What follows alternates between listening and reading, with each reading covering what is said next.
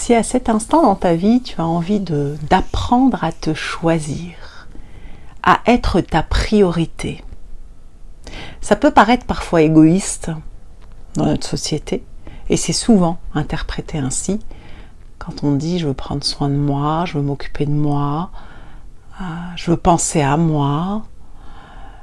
Et en réalité, comment est-ce qu'on peut s'occuper vraiment des autres si on n'est pas d'abord connecté à soi, bien avec soi,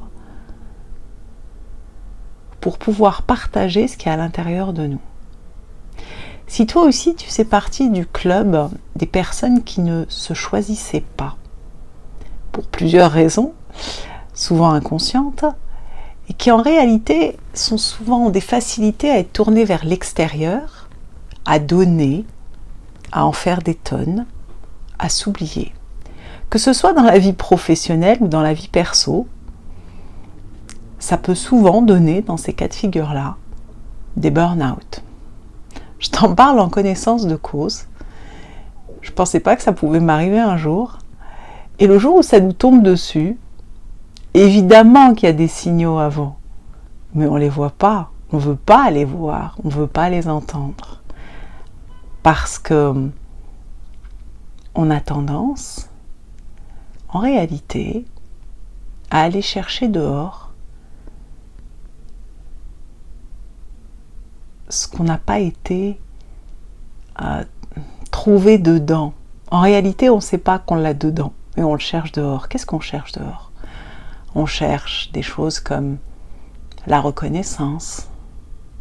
Est-ce que tu peux, toi, de l'extérieur, inconsciemment, me faire un miroir pour me montrer un peu ma valeur, que ce soit professionnelle, que ce soit dans la vie amoureuse.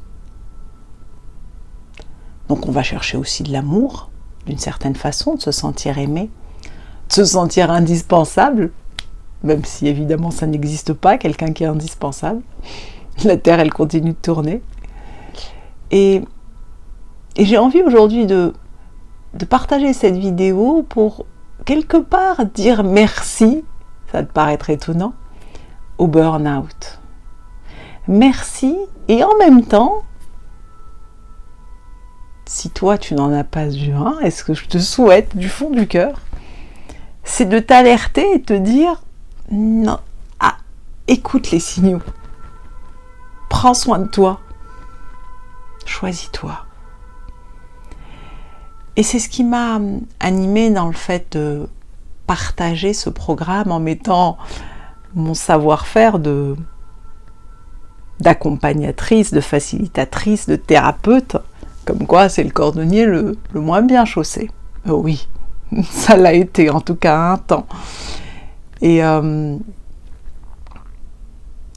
pour t'aider à réapprendre,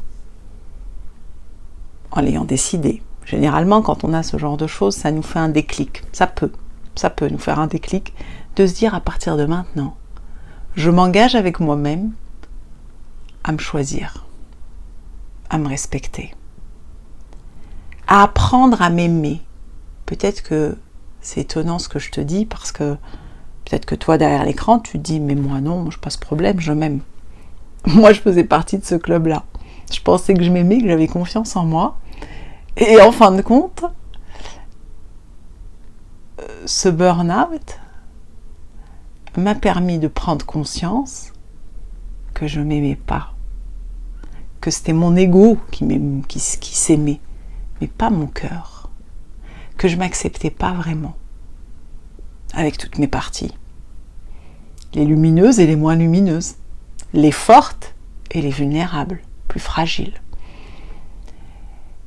Et donc merci burn-out de m'avoir fait prendre conscience que je ne m'étais pas choisie, que je m'étais abandonnée, que je ne m'étais pas respectée, que je m'étais oubliée, pour aller sur ce chemin où je t'invite à nous rejoindre, si ça a du sens pour toi, pour aller te reconnecter à l'essentiel, à ce qui t'anime,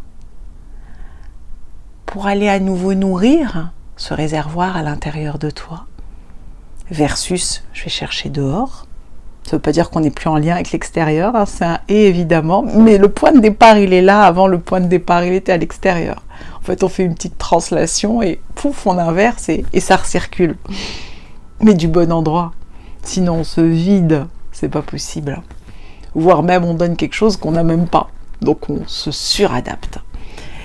Et du coup ce cheminement a pour intention de te reconnaître, de te retrouver ou de te rencontrer, de te rappeler qui tu es, de regagner cette estime de toi, cette confiance et cet amour à l'intérieur. C'est vrai que ça fait un grand mot, l'amour à l'intérieur. Moi, le burn-out m'a fait tomber amoureuse de moi. Alors, ça me paraît bizarre comme ça, dire dingue celle-là, qu'est-ce qu'elle raconte? Si, ça m'a reconnecté à ma flamme intérieure, ça m'a réouvert mon cœur pour moi, et donc encore plus pour les autres. Et ça, c'est un cadeau extraordinaire. Donc, merci burn-out. Même si parfois on peut se dire que c'est cher payé, parce que être un poisson rouge dans un corps d'escargot, pendant longtemps, enfin moi ça a duré 8 mois, ça permet d'en arriver à là. Ça permet d'apprendre à lâcher prise. Ça aussi c'est un mot à la mode. En tout cas moi le sens que je lui donne c'est à vivre l'instant dans la confiance et la foi en toi et en la vie, parce que tu t'es réaligné, tu as retrouvé ta souveraineté, tes limites, tu t'es reconnu, accueilli, tu t'aimes, tu te choisis, et du coup, tu es encore plus en lien avec l'extérieur à partir d'un endroit de toi essentiel, relié à la vie, à ton cœur, à ton âme, à ce qui fait qu'on est là sur Terre. Et ça, c'est juste le plus beau des cadeaux. Et si ça te parle, que tu as envie de nous rejoindre dans ce programme, tu es là, le bienvenu. Je t'envoie beaucoup d'amour et beaucoup de douceur.